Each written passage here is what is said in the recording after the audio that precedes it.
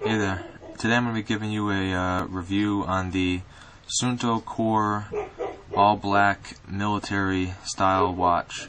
So first off, let's just take a look at the watch itself. This watch has a 50 millimeter casing, so that'd be from side to side. It's 50 millimeters, which when it's on the wrist really doesn't, I mean, that's zoomed in, but it's not that big on my 8-inch wrists. The thickness is 14 millimeters, so that'd be from the top to the bottom of the casing. On the right side here you have 3 textured buttons, and the bottom button is going to be the electroluminescent light button. The top one's going to be your reset button for multiple different functions, and then this middle button is going to be your mode selector switch. On the other side we have 2 more buttons.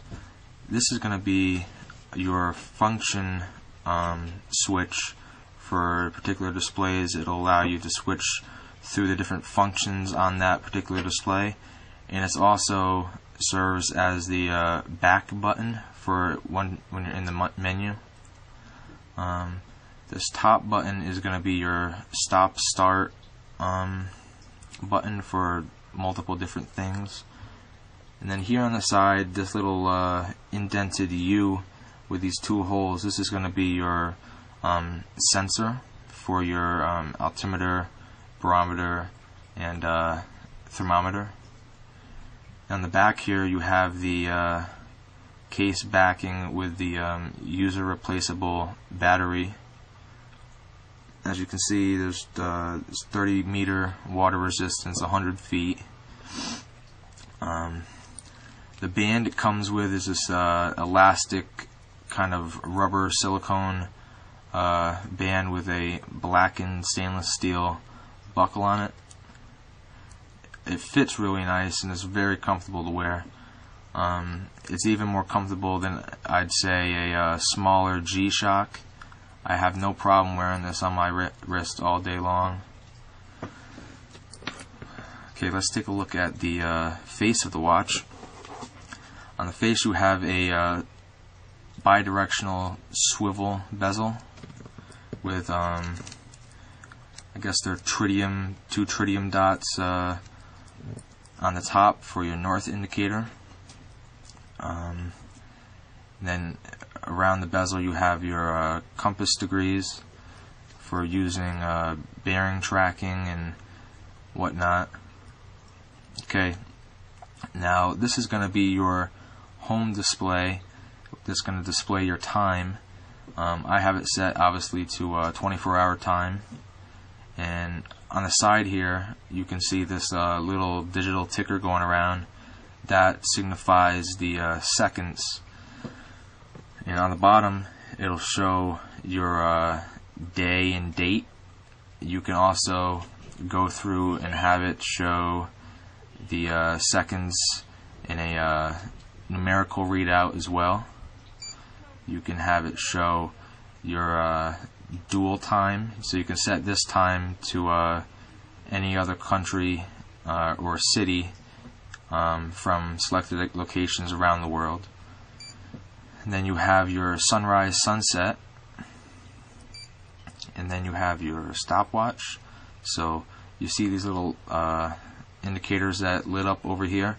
This shows you that this button is going to be the button you're going to want to press to start and also to stop. Now that you've stopped, you see that this button lights up, and that's going to be telling you that you're going to use this button to either split or reset. So if you hold it down, it'll reset itself. So we keep going, and you have a 5-minute countdown timer.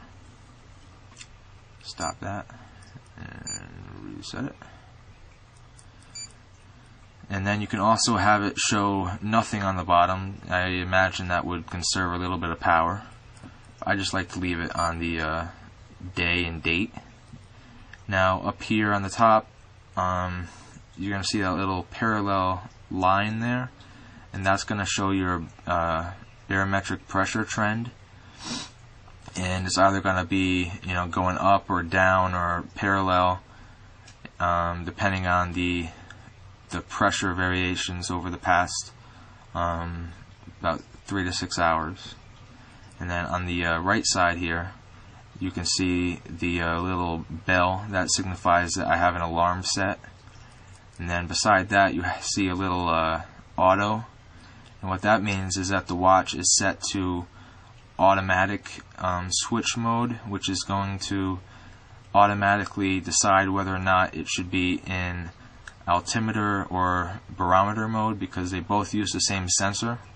So if you have it set on auto, say you go for a car ride and you're going up and down hills, it's obviously going to sense pretty quick barometric pressure changes.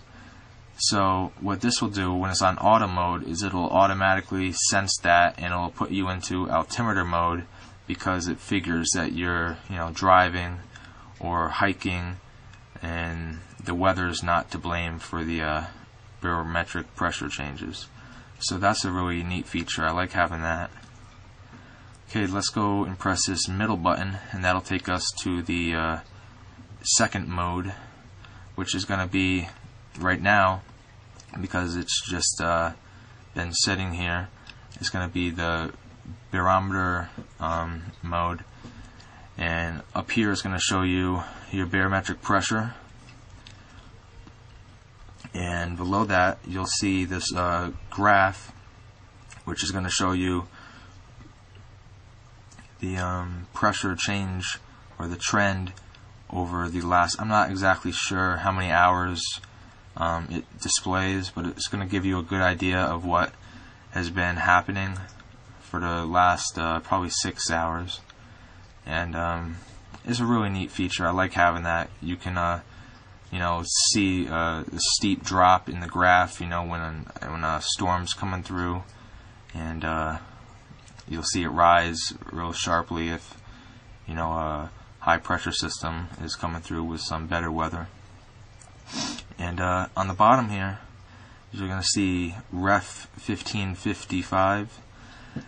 That's going to be your reference altitude that you put in, because in order to calibrate itself, it's going to want a reference altitude and a reference sea level pressure. And so this is saying that the reference altitude I put in right now is going to be 1555. And if we go to the next function, it's going to show you your time on the bottom here, and then I'll show you nothing. Or your next function will show you your temperature, which of course, like all these ABC watches, is only going to be accurate if it has been not on your wrist, because obviously it's going to pick up your body temperature. And then you're going to have your log function, which is really neat. I like having the log function. I'll get into that a little bit later. And then back to the reference. So let's go to the altimeter. See, here you can see the altimeter function where it shows your altitude in the middle. And then you go through there, and you can set a log for the altimeter. And another cool thing is, on the altimeter function, you can press this button, and it's going to monitor any height change from where you press the button to where you stop the button. Right there I obviously misread, because I didn't go up 3 feet. But say you want to see how tall a hill is, you'll start this at the bottom and stop it at the top, and it'll show you your altitude change. So that's pretty awesome. Obviously your temperature.